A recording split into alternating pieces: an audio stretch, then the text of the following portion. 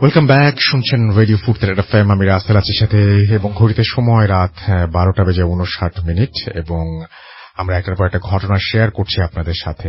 এখন সরাসরি কোনো কথা না বলে চলে যাব আপনার ভাইয়ের কাছে, এবং আপনার ভাইয়ের কাছ থেকে একটা ঘটনা শুনে আসবো। আশা করছি এই ঘটনাটা আপনাদের ভালো লাগবে। আসসালামু আলাইকুম লিসেনার্স, আশা করি সবাই ভালো আছেন। রাসেল ভাই, এখন যে ঘটনাটি আমি শেয়ার করব এটি আমি নিজেই সংগ্রহ করেছি। এটি আমাদের রাজবাড়ী জেলার গোয়ালন্দ উপজেলার খানখানাপুর গ্রামে ঘটে যাওয়া একটি ঘটনা। ঘটনাটির সময় 1992 সাল। তো ঘটনাটি যার সঙ্গে ঘটেছিল ওনার নাম হচ্ছে সাহেব আলী। এই নামেই উনি মানে সবাই ওই এলাকায় তাকে চিনতেন। তো ওনার সাহেব আলী নরমালি উনি একজন কৃষক ছিলেন, এবং ওনার একটা অভ্যাস ছিল, সেটা হচ্ছে যে রাতের বেলা উনি ওই টর্চ লাইট নিয়ে, এবং আমাদের স্থানীয় ভাষায় এটাকে টেটা বলে, ওই টেটা দিয়ে উনি মাছ ধরতে, মাছ শিকারে যেতেন আর কি। তো যখন মাছ শিকারে যেতেন তখন ওনার সাথে বেশ কিছু জিনিস সাথে নিয়ে যেতেন। কখনো কখনো দেখা যাচ্ছে যে ওই বাম মাছ উনি শিকার করতেন। অনেক সময় বাম মাছ গর্তের মধ্যে থাকে, তো একটা নির্দিষ্ট কৌশলে সেই মাছগুলো শিকার করতে হয়। মানে উনি প্রয়োজনীয় জিনিসগুলো নিয়েই বের হতেন সাধারণত রাতের বেলা। তো ভোরের দিকে আবার ফিরে আসতেন, তো ঘন্টা 4-5 ঘুমাতেন, আবার উনি মাঠে চলে যেতেন। এটা ছিল তার একটা দৈনন্দিন একটা রুটিন। স্পেশালি বর্ষাকালে উনি এই রুটিনটা ফলো করতেন। তো ওনার স্বভাব অনুযায়ী একদিন উনি বর্ষাকালে রাতের বেলা বের হয়েছেন মাছ ধরার জন্য। তো উনি যখন, রাসেল একটু বলে রাখা ভালো যে খানখানাপুরের থেকে কিন্তু পদ্মা নদী খুব বেশি দূরে নয়। তো বেশি দূরে না থাকার কারণে বর্ষাকালে দেখা যাচ্ছে যে ওই নদীর পানিগুলো মানে একটু বেড়ে যাওয়ার কারণে এমনিতেই আশেপাশে মানে যে সমস্ত নালাগুলো আছে সেগুলোতে পানি ঢুকে পড়ে, এবং বেশ মাছও সেখানে পাওয়া যায়। ওই সময়টা বেশ মানে মাছ শিকারের ওই জায়গাটাতে মানে ভালো একটা মৌসুম আর কি। তো উনি যখন রাত্রেবেলা যেদিন বের হয়েছেন, বের হওয়ার পরে উনি একটা গর্ত ফলো করলেন, যে উনি চিন্তা করলেন এই গর্তের মধ্যে একটু চেষ্টা করে দেখি কোনো মাছ বা বাম মাছ আছে কিনা। তো উনি চেষ্টা করছিলেন। উনি প্রথমে মানে যারা, আমি যদিও রাসেল ভাই এই টাইপের মাছ ধরা কখনো দেখি নাই, তো আমি যতটুকু শুনেছি আর কি, যে ওই বাম মাছ ধরার জন্য গর্তের মধ্যে বড়শিতে কোনো খাবার দিয়ে ভিতরের দিকে ছুড়ে দিতে হয়। তখন মাছ ওটা খেলে পারে, ওরা আস্তে আস্তে ওইটা নাকি নিজের দিকে টেনে নেওয়ার চেষ্টা করে, তখন আবার আস্তে আস্তে টেনে টেনে মাছটাকে বের করে নিয়ে আসতে হয়। এটা নাকি প্রক্রিয়া আর কি। তো উনি খেয়াল করছিলেন যে উনি এক গর্তের মধ্যে ওই বড়শির সাথে উনি খাবার দিয়ে যখন গর্তের ভিতরে ফেলে দিলেন, তো সাধারণত ভিতরে মাছ থাকলে মাছ ওটা খেয়ে ফেলে সাথে সাথে। তো উনি ফলো করলেন সেটা হচ্ছে যে এটা ভিতরে দেওয়ার সাথে সাথে মনে হলো ভেতর থেকে কে যেন ওই বড়শিটা ছুঁড়ে আবার বাইরে ফেলে দিল। তো উনি তো খুব অবাক হলেন, কি ব্যাপার, এইরকম ঘটনা তো আমার লাইফে কখনো দেখিনি, যে গর্তের ভিতরে আমি বড়শি দিলাম অথচ সেটা আবার বাইরে ছুঁড়ে ফেলে দিল। ভিতরে গর্তের মধ্যে আবার পানি আছে, তো এটা কি কারণে হতে পারে উনি কিছুতেই বুঝতে পারছিলেন না। তো উনি চিন্তা করলেন যে এখানে নিশ্চয়ই মাছ আছে, বা উনি বেশ একটু অ্যাস্ট্রোনিস্ট হলেন, চিন্তা করলেন নিশ্চয়ই এখানে বড় মাছ আছে বা কিছু একটা আছে, যে কোনো ভাবে এখানে আমাকে মাছটা ধরতেই হবে। উনি বারবার ট্রাই করছিলেন, বারবার যতবারই ফেলেন ততবারই উনি এটা মানে এই করে আর কি, বারবার ওই বড়শিটা বাইরে চলে আসছিল। তো হঠাৎ এক সময় উনি বড়শিতে টান অনুভব করলেন। তখন উনি দেখলেন যে হ্যাঁ, এইবার মনে হয় ভিতরে থাকা মাছটা হয়তো বা ওইটা খেয়ে ফেলেছে। তখন উনি বেশ টানতে থাকেন মাছটাকে বাইরে নিয়ে বের, কিন্তু অনেক টানাটানি করার পরেও ওনার মানে শরীরের সমস্ত শক্তি দিয়ে উনি সেটা পেরে ওঠে না। তখন উনি চিন্তা করলেন যে যেহেতু সকাল হয়ে যাচ্ছে, তো এখন থাক। উনি একটা শক্ত একটা মানে লাঠি বা ইটের সাথে উনি ওই ইটা বেঁধে রেখেছিলেন, মানে সুতোটা বেঁধে রেখেছিলেন, যাতে করে ওই বড় যে লাঠিটা সেটা তো আর গর্তের মধ্যে দিয়ে ঢুকে যেতে পারবে না, মানে আড়াআড়ি করে রেখে দিয়েছিলেন, যাতে করে ওইটা সকালে আবার লোকজন নিয়ে এসে গর্তটা আর একটু চওড়া করে ভিতরতে মাছটাকে বের করা যায়। কিন্তু রাসেল ভাই উনি সকালবেলা আবার বাসায় গিয়ে যখন লোকটোক নিয়ে আসছেন, এসে দেখেন যে সবকিছুই ঠিক আছে, লাঠির জায়গায় আছে, কিন্তু সুতোটা ছেঁড়া। তো এটা উনি একদম স্বাভাবিকভাবে নিয়েছেন যে এটা একদম নর্মাল ব্যাপার, হয়তো বা মাছ টানাটানি করে সুতো ছিঁড়ে চলে গেছে। এটাই উনি একদম অ্যাজ ইউজুয়াল হিসাবে নিয়েছেন, যেটা নিয়ে উনি অন্য কোনো চিন্তাও ওনার মাথায় আনেন নাই। কিন্তু এর রাসেল ভাই 2-3 দিন পরে ওনার একটা সমস্যা দেখা দেয়। সেটা হচ্ছে যে ওনার ডান হাতে মানে একটা ঘায়ের মতো দেখা যায়, এবং মাত্র কয়েকদিনের মধ্যে সমস্ত হাতে সেটা ছড়িয়ে পড়ে। এবং উনি যখন ডাক্তার দেখাতে যান, ডাক্তার বলেন যে আপনার হাতের যে অবস্থা, এখন যদি কোনোই থেকে এটা কেটে না ফেলা হয় তো তাহলে সমস্ত শরীর আস্তে আস্তে ধরে যাবে। তখন হ্যাঁ, ডাক্তার পরামর্শ দেয়। এখন সবাই জিজ্ঞেস করে যে এইটা কিভাবে হলো, বলে যে আপনার হাতে পয়জন লেগেছিল। এখন উনি বলে যে কিভাবে লাগলো আমি তো ঠিক বুঝতে পারছি না, এই কয়েকদিনের মধ্যেই লেগে গেল। এখন মানে অন্য লোকরা বলে যে তুমি যেহেতু রাতের বেলা মাছ টাছ ধরো, অনেক সময় লেগে যেতেও পারে। তো যাই হোক, এই বিষয়টা নিয়ে কেউ অতটা মাথা ঘামাইও নাই আসলে। তো ওনার রাসেল ভাই ডান হাতের কোনোই থেকে কেটে ফেলতে হয় আর কি। এরপরে মোটামুটি 4-5 মাস উনি মানে ওইভাবে কোনো কাজ করতে পারেন না। তারপর আস্তে আস্তে উনি সুস্থ হয়ে ওঠেন আর কি। তখন ওনার শুধু বাম হাত ছিল এবং ওইভাবেই উনি কৃষি কাজগুলো করতেন। তো এর মধ্যে রাসেল ভাই ওই সময় তো বর্ষাকাল শেষ হয়ে যায়, পরবর্তীতে আস্তে আস্তে শীতকাল আসে। তো শীতকাল আসার পরে উনি মানে ওনার বাসার একদম পাশেই একটা ডোবা ছিল এবং পানি খুব কম ছিল সেখানে, একদম মানে নর্মাল একটা ডোবা আর কি। তো উনি রাতের বেলা হঠাৎ মানে একদিন রাতের বেলা মানে উনি শুনছিলেন যে ডোবার মধ্যে মানে পানির মধ্যে খুব মানে খলখল শব্দ হচ্ছে, মানে বড় টাইপের মাছ যদি মাঝে মাঝে পানি নাড়াচাড়া দিলে যেরকম শব্দ হয় ঠিক ওরকম শব্দ। যেহেতু উনি মাছ টাছ ধরতেন, এই শব্দগুলোর সঙ্গে উনি পরিচিত ছিলেন। তো উনি চিন্তা করলেন যে এইখানে ডোবার মধ্যে তো মাছ আসার কোনো সম্ভাবনা নাই।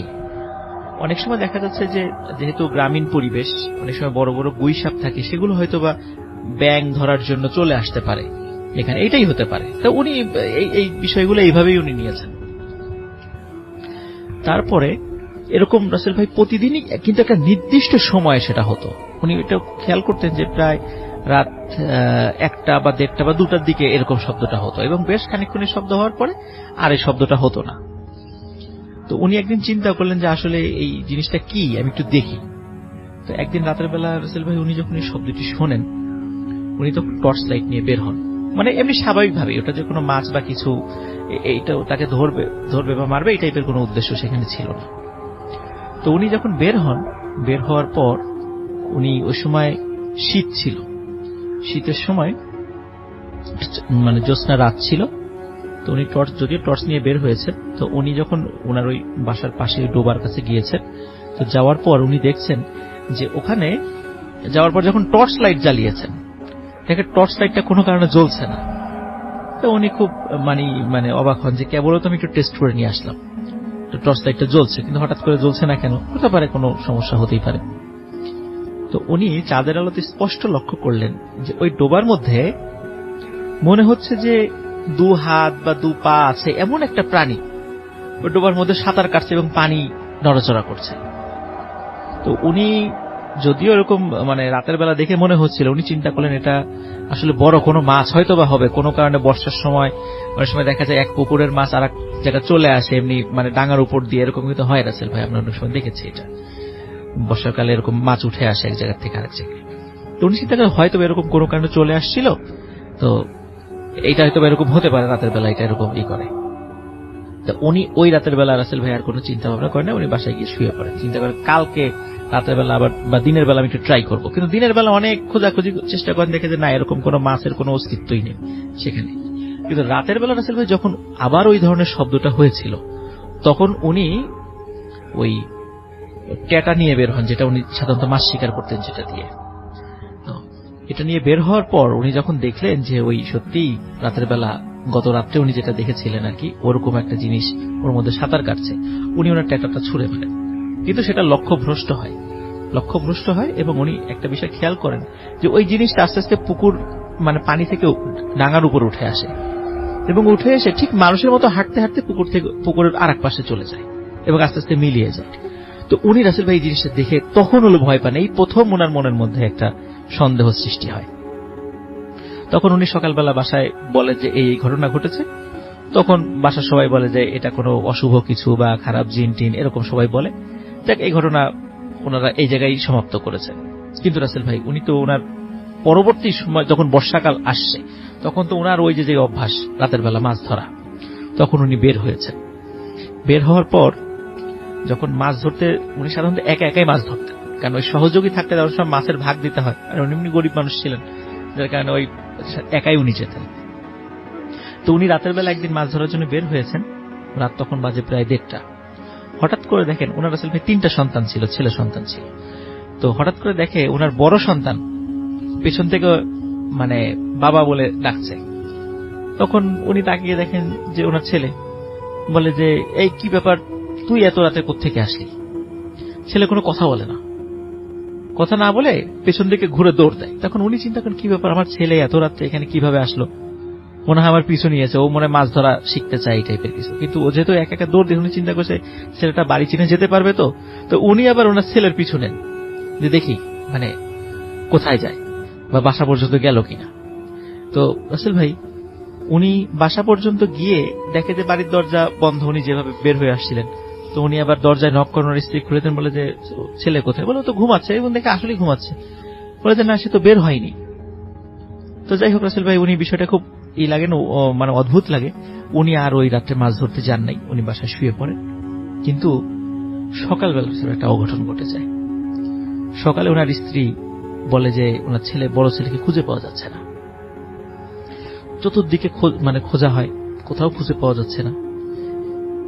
শেষ পর্যন্ত রাসেল ভাই ওনার পাশের ডোবা থেকে ওনার ছেলের লাশ উদ্ধার করা হয় এবং মনে হচ্ছে খুবই বিভৎস ভাবে মানে তাকে হত্যা করা হয়েছে এবং তার শরীরের হাড়গুলো মানে এমন ভাবে মানে ভেঙে দেওয়া হয়েছে, মানে তার মৃত্যুর আগে মনে হচ্ছে তার শরীরের হাড়ের জয়েন্ট গুলো সব ভেঙে দেওয়া হয়েছিল, মানে খুবই নির্মম ভাবে তাকে হত্যা করা হয়েছিল। তো এখন এতটুকু একটা ছেলে, তার বয়স ছিল মাত্র 6 বছর, তাই এরকম শত্রু কার থাকতে পারে বা ওনার এরকম শত্রু আছে বলে মানে উনি কিছুতেই করতে পারেন না। তো জায়গাটা তখন মোটামুটি পুলিশ আসে, এটার আসলে কোনো সুরাহা হয় না আসলে, মানে এরকম কোনো প্রমাণও করতে পারেন ওনার কোনো শত্রু নেই এবং গ্রামবাসী সবাই ওনাকে ভালোবাসতেন, এই জন্য ওরকম কোনো কিছু পান না। যাই হোক রাসেল ভাই, এই ঘটনার 3-4 মাস পরের ঘটনা, এর মধ্যে আসলে আর কোনো ঘটনা ঘটে নাই। 3-4 মাস পরে আবার একদিন উনি মাছ ধরতে গিয়েছেন। ওই দিন উনি দেখেন ঠিক একই রকম ভাবে ওনার মেজো ছেলে পেছন থেকে বাবা বলে ডাক দিয়েছেন। তখন ডাক দেওয়ার পরে উনি বলেন, এই কি ব্যাপার, তুই আবার এত রাত্রে উঠে আসছিস কেন? কিন্তু দেখে ঠিক একই রকম ভাবে ওই ঠিক বড় ছেলে যেভাবে ঘুরে দৌড় দিয়েছিল সেও চলে যায় ওরকম ভাবে বাড়ির দিকে। উনি আবার চিন্তা করে, যাই দেখি ছোট মানুষ বাসায় পৌঁছালো কিনা। উনি আবার যায় দেখে একই অবস্থা রাসেল ভাই, ছেলে তো বাসায় ঘুমাচ্ছে, সে কোথা থেকে মানে তাহলে উনি কাকে দেখলেন? ঠিক একই রকম ভাবে ঠিক বড় ছেলে রাসেল ভাই যেভাবে মারা গিয়েছিল সকালবেলা, মেজো ছেলের লাশটাও ওই ডোবাতে পাওয়া যায়। এইভাবে ঠিক সেম ওয়েতে তার ছোট সন্তানও মারা যায়। তবে সরি রাসেল ভাই, একটু বলা ভুল হয়ে গেল, তার ছোট সন্তান মারা গিয়েছিল কলেরায়, হঠাৎ করে কলেরা হয়েছে, মারা গেছে। সে তখন বাচ্চা একদমই ছোট আর কি। এবং এই 3 সন্তান হারানোর শোকে তার স্ত্রীও আস্তে আস্তে মানে শোকে আস্তে আস্তে মারা যান।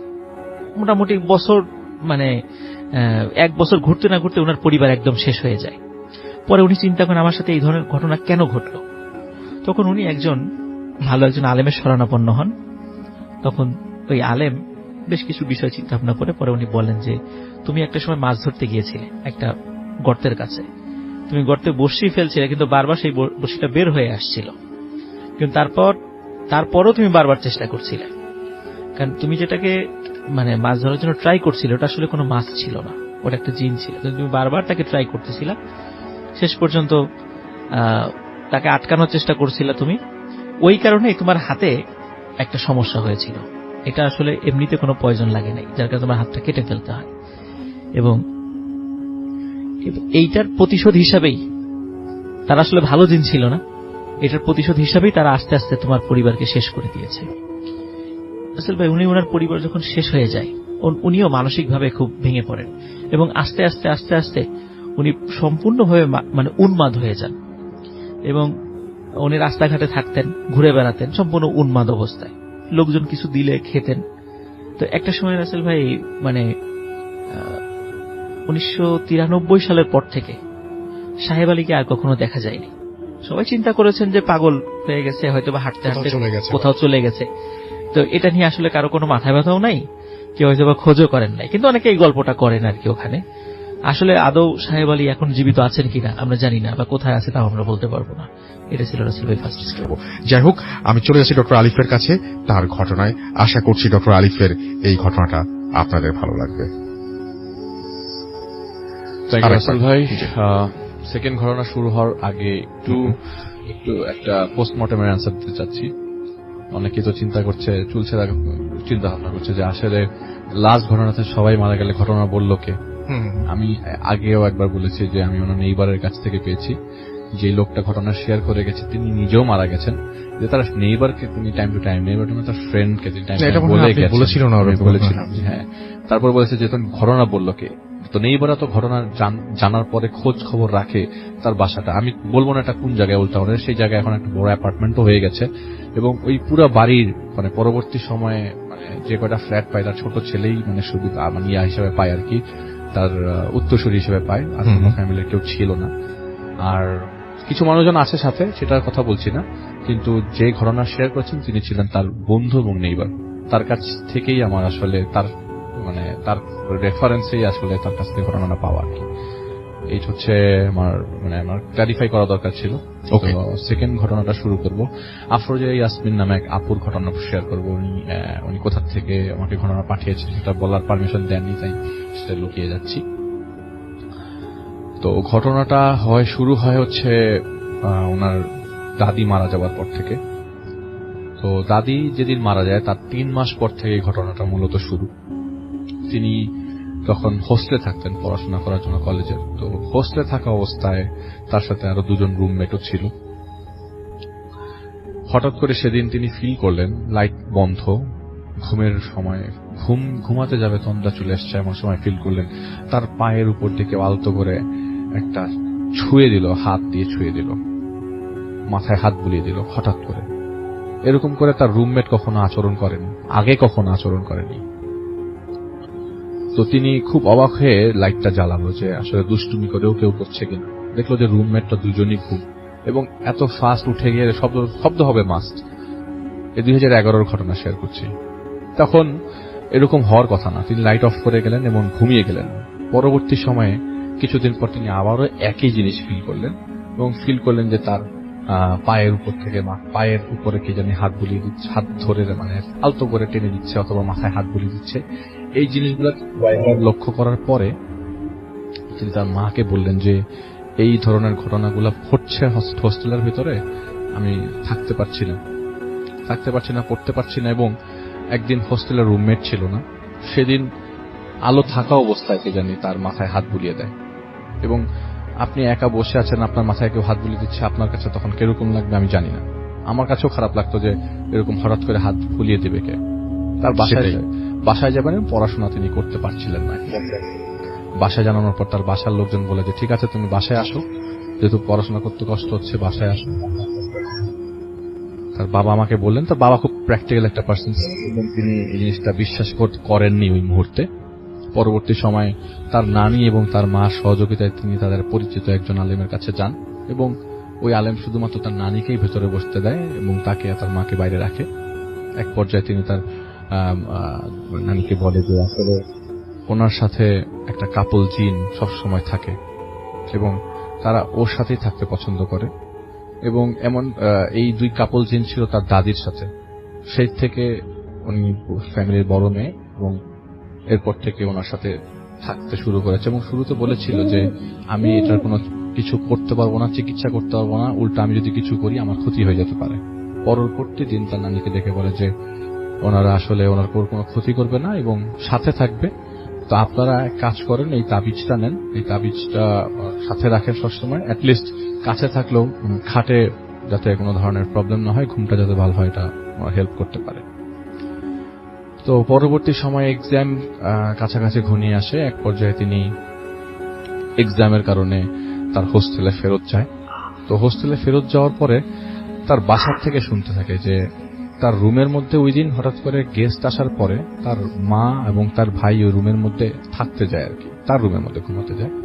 তো এরকম শব্দ আসে যে কেউ হাড় ভাঙা শব্দ, রাগে গড় গড় করছে, তার খাটের মধ্যে যেন কেউ শুতে না পারে, এরকম শব্দ আসছে রুম থেকে।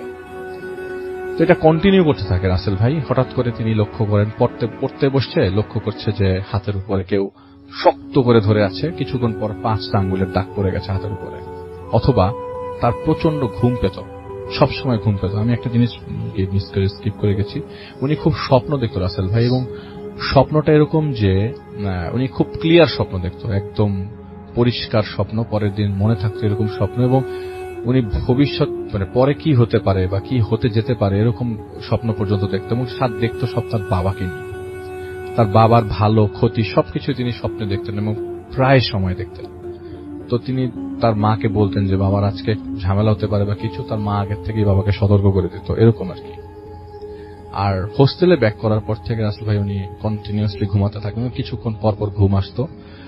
তো হোস্টেলের যে রুমমেট আছে তারা বলতো যে আপু যে ঘুমাচ্ছে, ঘুমের মধ্যে কথা বলছে, এবং উনি সারাক্ষণ ঘুমাতোই, মানে কারোর সাথে কথা বলতো না, খেতো না ঠিক মতো, সারাক্ষণ 24 আওয়ার্স এর মধ্যে দেখা যেত 18-19 ঘন্টা ঘুমের মধ্যে চলে গেছে।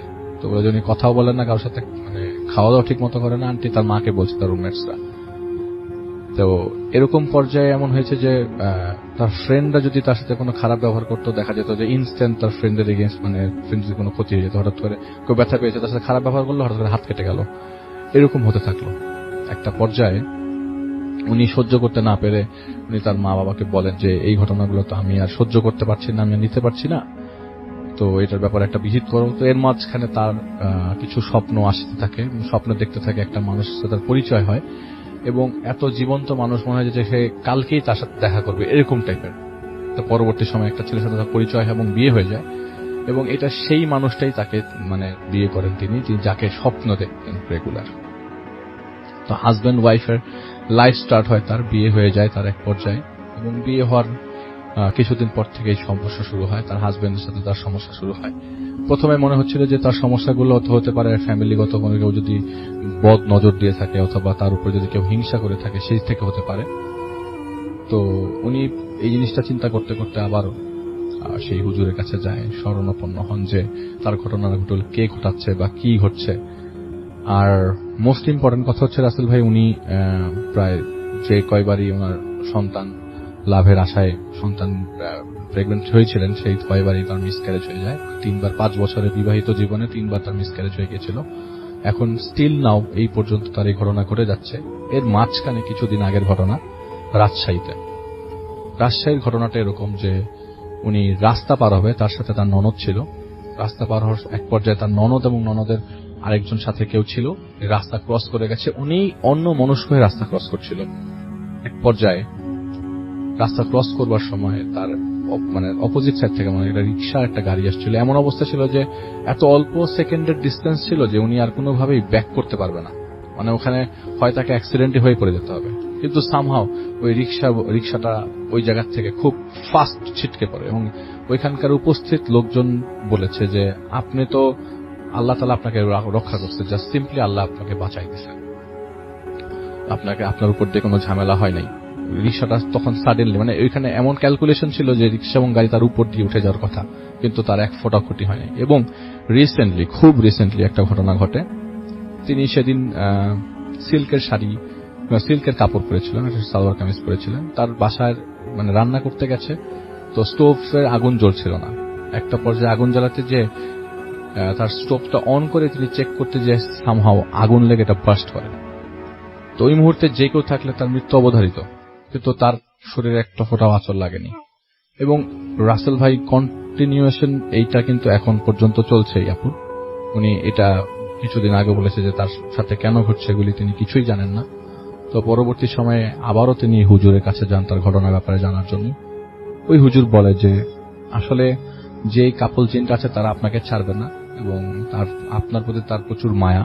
মোস্ট ইম্পর্টেন্ট কথা হচ্ছে মায়া থেকে মানে হিসাবটা আলাদা, যে আপনাকে তিনি কারোর সাথে থাকতে দিবেন না, এবং যে মানে মিসক্যারেজ হয়ে যাচ্ছে বারবার তাদের কারণে হচ্ছে। এবং সবচেয়ে ইম্পর্টেন্ট কথা হচ্ছে যে মহিলা তাকে সবসময় ডিস্টার্ব করে, তার চেহারাটা অলমোস্ট তার মতই। এবং তিনি মানে উনি বলেছেন যে স্বপ্নে যে কয়বার তিনি তাকে দেখেছেন, আসলে তিনি ছিল না, এটা ছিল সেই জিনটা, যে জিনটা হাজব্যান্ড ওয়াইফ তার সাথে থাকতো সবসময়।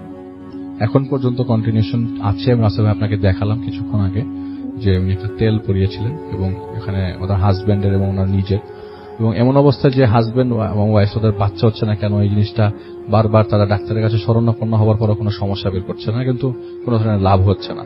তো রিসেন্টলি তেল পরার পরে আমি আপনাকে ছবিটা দিয়েছি যে একটা লেয়ার এসছে, এবং এটা খুবই অদ্ভুত একটা লেয়ার এসছে তার হাজবেন্ডের থেকে। তার আমি দেখলাম তো তাদের সাথে মানে এরকম অবস্থা যে তার রুমমেট থেকে শুরু করে হাজবেন্ড পর্যন্ত সবাই তার রুমের মধ্যে কিছু না কিছু প্রেজেন্স এখনো পর্যন্ত ফিল করে। রাসেল ভাই ইট কন্টিনিউস, এখনো পর্যন্ত কন্টিনিউ করছে, এবং গতকালকেও মনে হয় কন্টিনিউ করেছে। আমি জানি না কি অবস্থা, তিনি আমাকে শেয়ার করেছিলেন কয়েকদিন আগে, এবং আমার কাছে মনে হচ্ছিল আমি এটা শেয়ার করি হতে। Alright, thank you so much doctor Alif, এবং আশা করছি যে ভালো আছেন আপনি, আর ভালো লেগেছে আপনাদের আলিফের ঘটনাটা। এবং এখন আমাদের সঙ্গে আছেন আফনান ভাই তার ঘটনা শেয়ার করবেন, এবং তাকে আমি ঘটনা শেয়ার করার সুযোগ দিচ্ছি এখন। আশা করছি যে আফনান ভাইয়ের ঘটনা আপনাদের ভালো লাগবে। তো আফনান ভাই, আপনার সেকেন্ড ঘটনায় আমরা চলে যাই। আরেকবার বলতে হবে, 1 সেকেন্ড। থ্যাংক ইউ রাসেল ভাই আবার সুযোগ দেওয়ার জন্য। এখন যে ঘটনাটি শেয়ার করবো, ঘটনাটি খুলনার ঘটনা। আর আমাদের খুলনায় কিন্তু রাসেল ভাই ভূতের ফিল্মের অনেক ফ্যান আছে। স্পেশালি আমি যখনই খুলনায় যাই, অনেকে দেখা করতে আসে। তো আমাদের খুলনায় যাদের কাছ থেকে ঘটনাটা পাই, অন্যতম হলো সৈকত এবং রূপম। এই রূপম আজকেও আমাকে একটা সুন্দর একটি ঘটনা দিয়েছে। সেই ঘটনাটি আমি রাসেল ভাই আজকে শেয়ার করতে চাই। রাসেল ভাই, ঘটনাটি আসলে ব্ল্যাক ম্যাজিক রিলেটেড। তো এটা আসলে ঘটনাটি কতটুকু ভয়ের এটা আমি ঠিক বলতে পারবো না, তবে এটা যে অনেকটা শিক্ষণীয় আমার মনে হয়। যারা শুনবেন এখান থেকে অনেক কিছু শেখার আছে।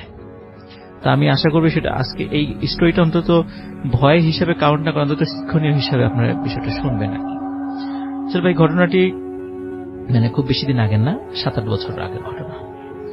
তো এটি রূপমেরই আত্মীয়, সঙ্গত কারণে নাম বলতে পারছি না, বলতে নিষেধ করেছে, তো এই কারণে বলতে পারছি না। তো এটা হয় কি, ওর যে আত্মীয় সম্পর্কে উনি একটা রিলেশন করে বিয়ে করেন। তো বিয়ে করার পর দেখা যাচ্ছে যে মেয়ের যে পরিবার, এই পরিবারটা বিয়েটা মেনে নিতে পারছিলেন না। তো যার কারণে তারা চাচ্ছিলেন যে কোনো উপায়ে তার মেয়ে বাড়িতে ফিরে আসুক। তো যখন অনেক বুঝিয়ে শুনিয়েও যখন কাজ হচ্ছিল না, তখন তারা ব্যতিক্রমী কিছু পদক্ষেপের আশ্রয় নেন। বিশেষ করে মেয়ের পরিবার ধনী হওয়ার কারণে, এবং তাদের চিটাগাংয়ের ওদিকে বেশ ভালো বিজনেস ছিল তার বাবার। তো দেখা যাচ্ছে যে মোটামুটি পার্বত্য চট্টগ্রাম অঞ্চলেও তাদের একটা একটা আসা যাওয়া ছিল তার বাবার। তো উনি এই পার্বত্য এলাকার আদিবাসী সম্প্রদায়ের একজন তান্ত্রিকের শরণাপন্ন হন, এবং স্থানীয় লোকেরা তাকে বামন ঠাকুর হিসাবে চিনত। বামন ঠাকুর তাকে এই নামে সবাই চিনত আর কি। তো তার কাছ থেকে বেশ কিছু তদবির নিয়ে আসেন যে কোনো উপায় আমাকে মেয়েকে ফিরে পেতে হবে। এবং সত্যি রাসেল ভাই, উনি যখন সেই তদবিরগুলো শুরু করেন,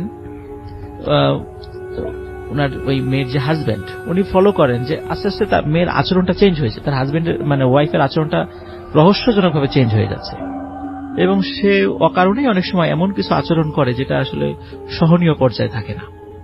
এবং একটা সময় রাগারাগি করে ওই মেয়ে তার বাপের বাড়িতে চলে যান। আচ্ছা, যখন চলে যান তখন উনি যেহেতু ওনার স্ত্রীকে খুব ভালোবাসতেন, এখন উনি যে কাজটা করেন সেটা হলো ওনার স্ত্রীকে ফিরে আনার জন্য উনি ঠিক একই রকম কাজ করা শুরু করেন। উনি আবার বিভিন্ন রকমের তান্ত্রিক, বিভিন্ন রকমের লোকের কাছে যাওয়া শুরু করেন যে আমার স্ত্রীকে ফিরিয়ে আনতে হবে, এবং বিভিন্নভাবে ওনার স্ত্রীকে ফিরিয়ে আনার জন্য বিভিন্ন ব্ল্যাক ম্যাজিকের আশ্রয় নেন। তো এইভাবে রাসেল ভাই চলছে, উনি এদিক দিয়ে ওনার স্ত্রীকে করছেন যে যেন ওনার কাছে ফিরে আসে, আর ওই মেয়ের বাবা মা করছে যাতে কোনোভাবে এই ছেলের কাছে না যায়। আচ্ছা, একই ব্যক্তির উপরে এইভাবে দ্বিপাক্ষিক ভাবে এই চাপটা চলে আসছিল। তো এদিকে রাসেল ভাই কি হচ্ছিল যে ওই যে আপু, উনি আস্তে আস্তে শুকিয়ে যাচ্ছিলেন, শারীরিকভাবে মারাত্মক অসুস্থ হয়ে যাচ্ছিলেন, এবং উনি মানসিকভাবেও আস্তে আস্তে অ্যাবনর্মাল হয়ে যাচ্ছিলেন। একটা পর্যায়ে রাসেল ভাই সত্যি ওই আপু আবার তার আগের হাজবেন্ডের বাসায় ফিরে আসে, তার নিজের বাসায় রাগারাগি করে আবার হাজবেন্ডের কাছে ফিরে আসে। ফিরে আসলেও ওনার হাজবেন্ড ফলো করেন ঠিক আগের যেই সংসার যে লাইফটা ছিল, যে সুন্দর একটা ভালোবাসা ছিল, এখনো সেটি নাই, সেটা একদম অ্যাজ ইউজুয়াল হয়ে গেছে আর কি। এবং দেখা যাচ্ছে যে উনি যখন ফিরে আসেন তখন থেকে রাসেল ভাই কিছু অদ্ভুত ব্যাপার ওনার বাসায় ঘটতে থাকে, যেটা আমি এখন বলতে চাচ্ছি। সেটা হলো ওনার হাজবেন্ড ওয়াইফ উভয় খেয়াল করতেন যে যেদিন থেকে ওনার ওয়াইফ বাসায় ফিরে আসছে সেদিন থেকে জানালায় কালো রঙের একটি বেড়াল বসে থাকত, প্রথমে এরকম কালো রঙের বেড়াল উনি দেখতেন যে বসে আছে, দেখা যাচ্ছে যে মানে তাড়িয়ে দিলে পারেও কিছুক্ষণ পরে দেখার আবার চলে আসতো। তো এভাবে হয়েছে কি ওনারা দেখতে দেখতে বিষয়টা অভ্যস্ত হয়ে গিয়েছিলেন, তখন আর পরে আর ভয় পেতেন না। এইভাবে রাসেল ভাই মাসখানেক যাওয়ার পর থেকে নতুন আর একটা উপদ্রব সৃষ্টি হয়। এখন আর কালো বিড়াল নয়, এখন দেখে মানে হাজবেন্ড ওয়াইফ দুইজনই দেখে যে জানালার ভিতর দিয়ে একদম ছোট বামন আকৃতির একটা মানুষ ঢুকে আসছে, মানে ঘরের মধ্যে ঢুকে পড়ছে। এটা দেখতো, কিন্তু তার কিছুদিন পর আর হাজবেন্ড আর এটা দেখতো না, শুধু ওয়াইফ দেখতো।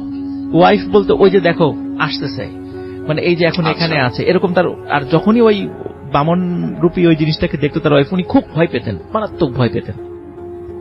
এবং আরো অদ্ভুত রাসেল ভাই, যে ওই বামন রূপী জিনিসটা মানে সে কি করতো একদম বাচ্চার মতো, মানে তার ওয়াইফের ভাষ্য অনুযায়ী একবার শুধু ওই ভাইয়া দেখেছে, সেটা একদম বাচ্চার মতো দেখা যায়, কিন্তু চেহারায় দেখা যাচ্ছে সেটা বয়স্ক, কিন্তু আকার আকৃতি একদম একটা ছোট 1.5 থেকে 2 বছর বয়সী একটা বাচ্চার যতটুকু হাইট হয় ততটুকু।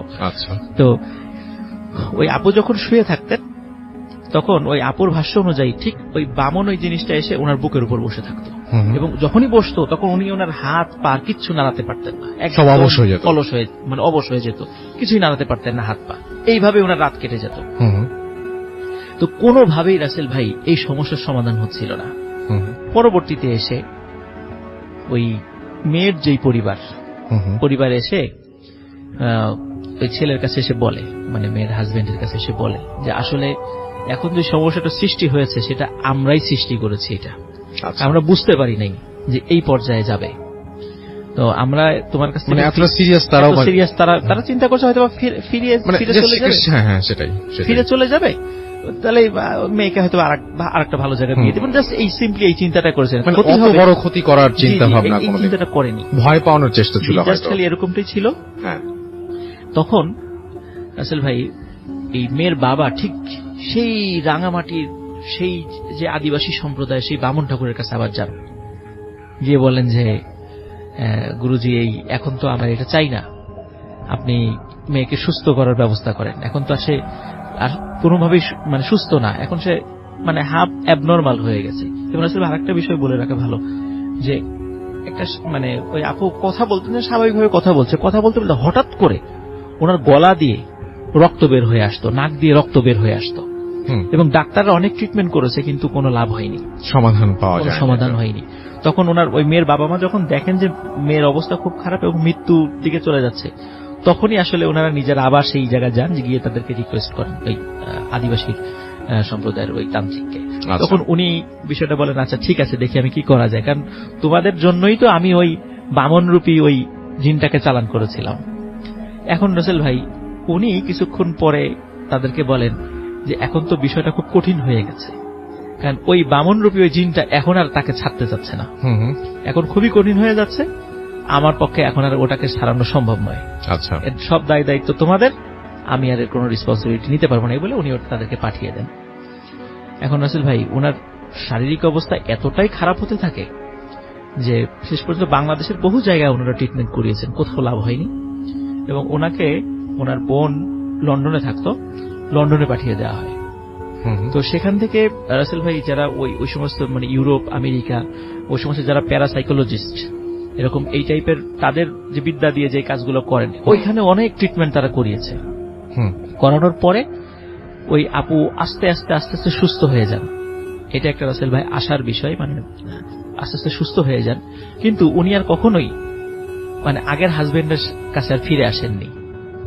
উনি অন্য জায়গায় ওনার বিবাহ হয়ে গেছে, উনি আস্তে আস্তে সুস্থ হয়ে গেছেন, কিন্তু কোথায় গিয়ে বা কার কাছ থেকে সুস্থ হয়েছেন বা কোন পদ্ধতিতে হয়েছে এটা আর জানা যায়নি।